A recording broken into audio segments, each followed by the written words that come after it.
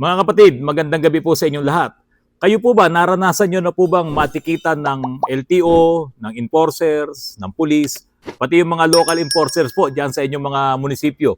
Naranasan nyo na po bang matikitan kayo? At kung kayo po ba ay hinahuhuli sa mga ganong pagkakataon, ano po ang mga naging experience nyo? Ikaw ba yung nag-o-offer ng lagay?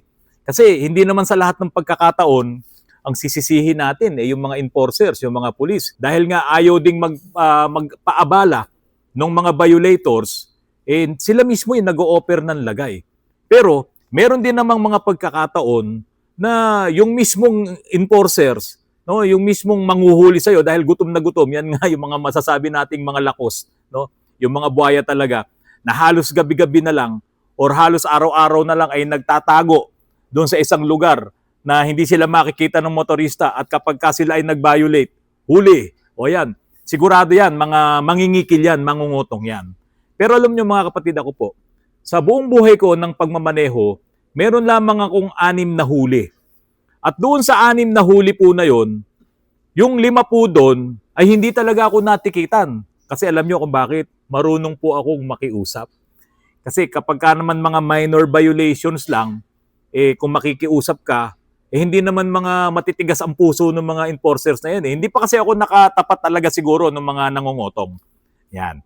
So ako nakikiusap, na ipapaliwanag ko, pinagbibigyan. May isang pagkakataon, diyan sa Subic, nung yan nung iniwan na yan ng mga kano, no? Marami nang nagpupuntahan diyan sa US base dati, di ba? Doon po kasi kapag bumiyahe ka doon sa mga intersections, may mga intersections doon na walang mga traffic lights.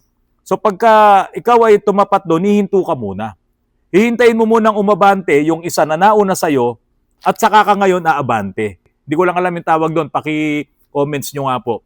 Meron din hanggang ngayon dito sa Clark Air Base. Meron pa rin mga intersections dyan na ganyan po ang sinusunod. Pero subukan mo dito yan sa Metro Manila, hindi pa pwede yan. Talagang magkakarambol-rambol yan. Magkakagulo po talaga. Ngayon mga kapatid, kaya ko lang naman po ito binabanggit sa inyo, itong huli-huli na to, kasi may bagong order ang LTO. Ayan na, baka magulat na naman kayo. Meron pong bagong order ang LTO na talagang mahigpit nilang ipapatupad po itong panghuhuli na to. Dahil illegal na. Sinabi nilang illegal na po yung mga plate number na temporary at mga improvise sa November 1. Ayan. Lahat po ng mga gumagamit ng mga improvised plate, mga temporary plates, lahat po yan ay huhulihin pagdating ng November 1. Yan po ang sinabi po ni Secretary Vigor Mendoza. Sabi nga po niya, tapos na naman yung kanilang backlogs sa buong Pilipinas. Tapos na. Nagawa na nila nung June pa raw yan. Kaya dapat daw, lahat ng mga sasakyan na gumagamit ng mga temporary plates, halimbawa yung mga nabangga o kaya ninakawan ng plate number, dahil sa gusto nilang bumiyahe kagad, papagawa sila ng mga plate number o kaya gagawa sila mismo ng mga plate numbers na yan, kukuhanan ngayon nila ng authorization yan sa LTO. So yung mga temporary plate numbers po na yan, wala na yan. Tanggal na yan. At sabi nga po ni Secretary Vigor Mendoza, ito po ay illegal na pagdating ng November 1. Pag sinabing illegal, talagang hindi pwede. At kapag ka-illegal, malaki po ang penalty niyan. At ang penalty nga po nito ay umaatikabong 5,000 piso. Posibleng hindi on the spot yon kasi yun ang magiging ticket mo. Yun ang magiging violations mo, tatanggalin din yung plaka mo. At ngayon, siyempre, kailangan mong bayaran yung ticket na yon sa LTO. Hindi ka ngayon makakabiyahe dahil wala kang plaka. Since ngayon, yung plate number mo naman na improvise, talagang hindi mo na ngayon maibabiyahe yung sasakyan mo. Medyo kulang yung report na nabasa ko kasi, paano nga kung tinanggalan ka ng plate number, hindi ka ba i-impound? Uuwi ka ba sa inyo? Halimbawa, ang garahe mo ay nandiyan ka sa Pampanga, nahuli ka dito sa Metro Manila. Pwede pa bang iuwi yan ng Pampanga? Wala ka naman dalang plate number. Kasi nga, kukumpiskahin nila yung mga illegal na mga plate numbers po na yan. Sinabi po ni Secretary Vigor Mendoza din na itong mga LTO ang magpapasimuno dyan sa panguhuli at yung mga deputized na mga enforcers. So, parang dito hindi lahat ay pwedeng manghuli. Kasi LTO lang at mga deputized na mga enforcers. At yun nga po, dahil sa 5,000, yung laki ng multa na yan, nako, eto na naman. Napakarami na naman pong pagmumulan ngayon yan ng mga kotong-kotong. Siguro sa part ng LTO, hindi. Kasi pag nanghuli naman yan, marami sila eh. Diba? Nakakahiya naman mangotong ka doon o may pagbigyan ka, talagang illegal, improvise or temporary yung plate number, pinalampas mo. Aba, magkakaroon ng bulgaran doon. So hindi nila gagawin. Malamang doon sa mga deputized. At itong pinakamatindi riyan. Dahil sa 5,000 yung penalty dyan, tignan nyo mga kapatid, yun ngang mga simpleng huli-huli, ginagawang palabigasan yan ng mga walang yang mga traffic enforcers. Merong mga pagkakataon nang dyan sila nangungutong.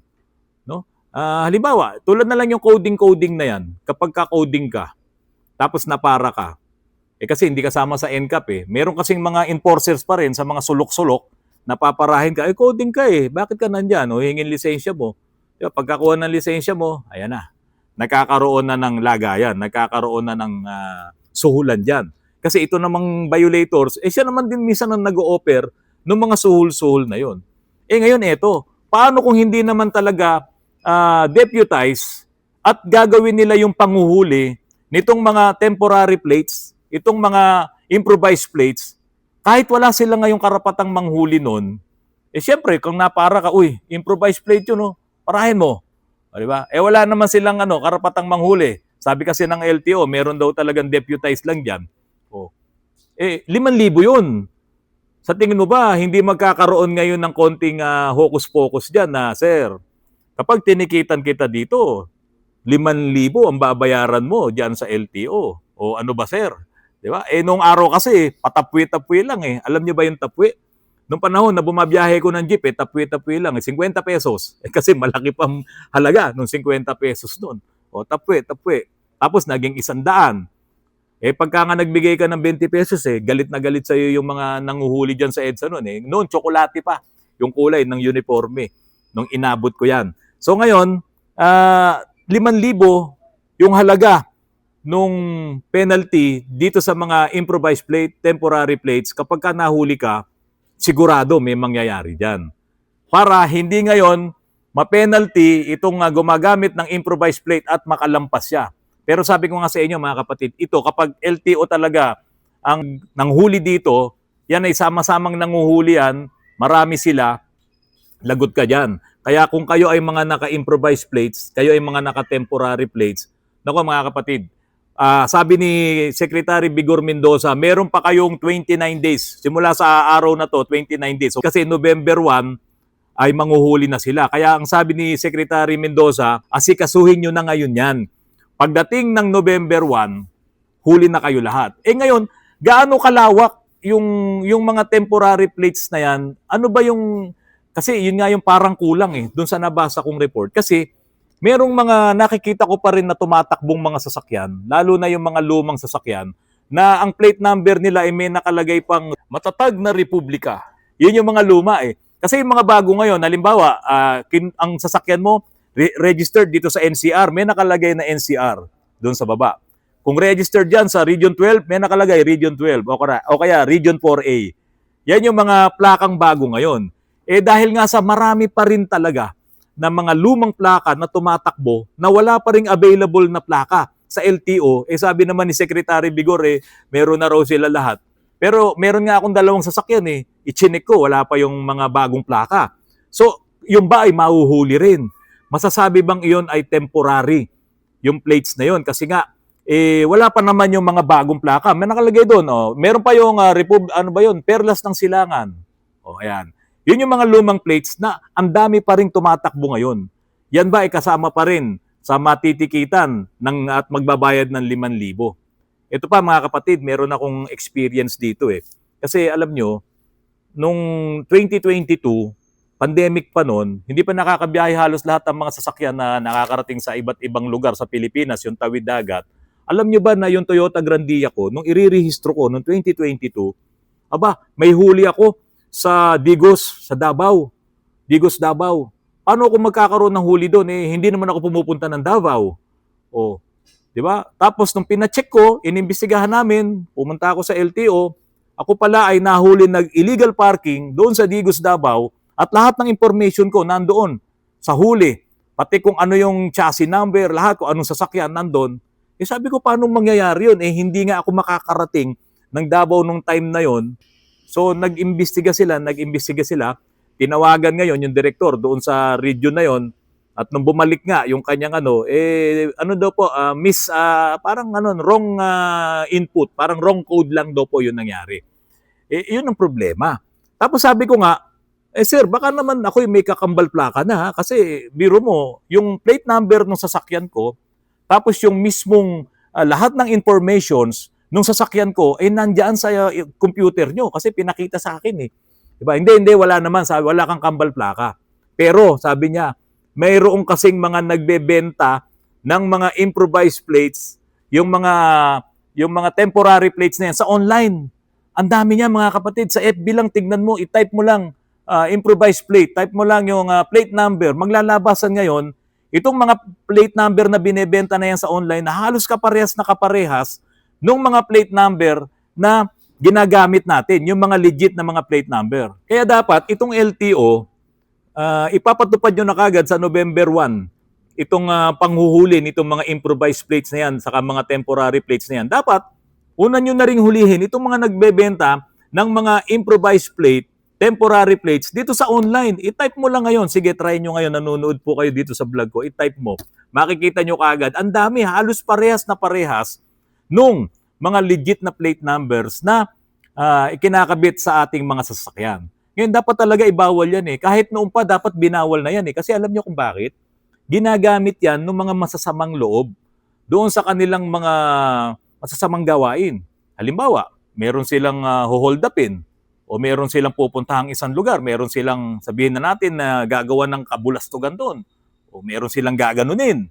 Di ba? Yung plate number, hindi naman nila gagamitin yung plate number ng sasakyan nila eh. Di ba?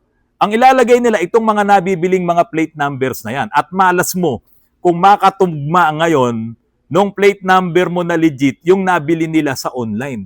Kaya dapat, Sir Vigor Mendoza, unahin nyo to bago pa dumating yung November 1. Kasi the more na marami pang nakakabili ng mga temporary plates dito sa mga online store na yan, mas marami kayong mahuhuli. Kasi ito pang isang problema, Sir Vigor, hindi lahat ng may mga sasakyan nanonood ng YouTube. Hindi lahat ay mahilig mag-open ng kanilang internet or pumunta sa Google kasi itong report na to ay nabasa ko sa internet, sa Google. Mabuti na lang nadaanan ko yon at kaya nga ngayon ginawan ko po ito ng vlog. Kasi po marami po dito may mga sasakyan, improvise yung kanilang plate dahil hindi pa nila nakukuha siguro yung kanilang duplicate plate, nakalagay doon yung sa sasakyan, tapos yung may-ari, yung matanda, yung mga seniors na ang gumagamit ng sasakyan, yung mga anak nila or kung sino man pinapagamit, mahuhuli ngayon yon. Pero itong mga may-ari na to, hindi nila alam na November 1 pala, bawal na. Oh. 'Di ba? Kaya dapat itong order po ng LTO na to, ipalabas nyo naman sa TV. Para yung mga mahilig manood ng TV, 'di ba? Malalaman nila yan. O kaya magpa-interview kayong madalas sa radyo. 'Di ba? Kailangan lawakan nyo yung information dissemination nito para naman hindi mabawasan ng 5,000 itong mga kababayan natin na hindi nila alam na meron na palang ganitong order ang LTO. Okay lang kumita ang gobyerno. 'Di ba? Kasi kailangan ng gobyerno ng pera. Okay lang kumita. Pero wag dito sa on the spot na 5,000 ang gagastusin mo. Kaya nga ito sigurado pagkakaroon to ng ng mga kotong-kotong, sigurado 'yan dahil sa laki ng multa, 5,000 dahil dun sa hindi legit na plate number. So ngayon, kapag ka dumami yung mga mahuhuli nyo, 5,000 pasok sa kaban ng bayan, 5,000 pasok na naman sa kaban ng gobyerno, o 5,000, dami na naman 5,000 niyan. Hindi pa nga tayo nakakakurot doon sa mga magnanakaw dyan sa pondo ng DPWH eh. Makukurotan nyo kami ng 5,000. O yung 5,000 hindi nakurot yun. Ang isang lechon nasa 10,000 lang o 11,000 pag pumunta ka dyan sa may Santa Mesa Heights o dyan sa La Loma. Makukurot mo ba yung isang buong lechon? O yung 5,000 kalahating lechon yun kung talagang bibili ka doon. Hindi kurot yun.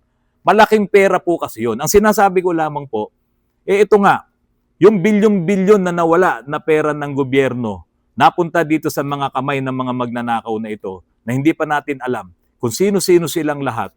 Tapos ngayon, mauunahan pa na manakawan na naman itong mga hindi nila alam, na wala silang alam sa mga ganitong pangyayari na meron na palang mga ganito ulit na malalaking multa dahil doon sa mga improvised plate na nakakabit sa kanilang mga sasakyan. Hindi naman sa lahat ng pagkakataon kasalanan kasi nila yun eh. May mga pagkakataon kasi kailangan mong gamitin ang sasakyan mo, tapos yung plate number mo, halimbawa nabangga, nalukot yung plate number, nagpagawa ka na lang ngayon ng improvised plate. Tapos busy-busy ka sa bahay mo o hindi mo alam, hindi ka nakikinig sa mga news, hindi ka nanonood sa YouTube, hindi ka subscriber ni Autorans, hindi mo alam yan, o huli ka ngayon, 5,000. Tandaan nyo mga kapatid, nationwide ito ha. Hindi ito dito sa Metro Manila lang. Kaya kapag ka napara ng mga LTO, yung sasakyan mo na gumagamit na improvised plate, 5,000. Oh. Tapos saan nila dadalhin yun? Baka nga ma-impound pa yan kasi nga malabo dito, wala naman sinabi. Di ba mga kapatid, tatanggalin yung mga luma mong plaka eh. Teka mga kapatid, paano yung commemorative plate? Di ba? Marami diyan eh, marami pa rin gumagamit ng commemorative plate na yan na talagang kapag ka nakita mo na matindi yung mga plaka na yan na nakakabit, parang pang-gobyerno, minsan pang PNP, minsan pang ahensya talaga ng gobyerno, minsan may nakalagay pang LTO logo. Talagang nakatakip, yun ang ginagamit nila. Yung original na plate number, hindi nila pinapakita sa harapan pa mismo. O paano yan? Kapag ka commemorative plate, yan ba ay ganun din? 5,000 din? Kasi hindi nilinaw dito sa order na to ng LTO na kasama rin sa huli itong commemorative plate na yan. Dapat kasama yan. Dapat nga bawal na yan yung commemorative plate na yan. Kahit na sabihin mong ilalagay mo pa doon sa harapan ng sasakyan mo, pinapapangit mo lang sasakyan eh. Bakit ka may dalawang plaka? Sa totoo lang, hanap buhay lang yan nung gumagawa ng plaka. Saka fundraising yan nung grupo na nagkaroon ng commemorative plate na yan. Fundraising lang yan para magkaroon sila ng kita, ibinebenta nila. Hindi naman talaga pwedeng gamitin yan. May mga motorista na hindi nila alam na bawal yan, inilalagay talaga, huli ka. So, yun, malamang, kasama yan. 5,000 ulit yan. Kaya po mga kapatid, para hindi kayo malagay sa mga ganitong sitwasyon, kapag ka po kayo ay magmamaneho, alamin nyo lahat yung mga violations na yan para hindi kayo matikitan. Maraming pagkakataon na pagka-pera kasi ang pinag-usapan, di ba, ano ba ang pera? Root of all? Di ba, kayo na magdugtong dyan. Kaya minsan nagkakaroon ng mga lagayan, kotungan, dahil kapag ka medyo kumalamang sikmura ng enforcers, tapos sinulsulan mo pa na maglalagay ka, hindi ka niyan tatanggihan. Pero meron din namang mga enforcers na talagang tatanggihan ka kung sakaling marunong kang makiusap, palalampasin ka na lang. So yun mga kapatid, mag-ingat tayo sa pagmamaneho at kung tayo ay makagawa ng violations tayo ay titikitan, patikit na lang kayo. Hindi naman problema yon, matutubos nyo naman. Pero kapag kasi ang usapan ay mga malakihang lagayan na, wag po kayong papayag. At ingatan nyo na wag kayong gumawa ng mga violations. Maging tayo ay matinong mga driver. No? Lahat ng ginagawa natin sa pagmamaneho ay iakma natin sa mga batas trapiko.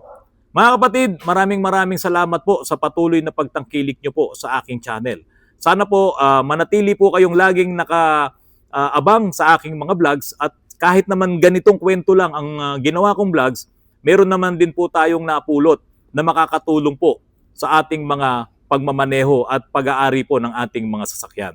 Mga kapatid, magandang gabi po sa inyong lahat.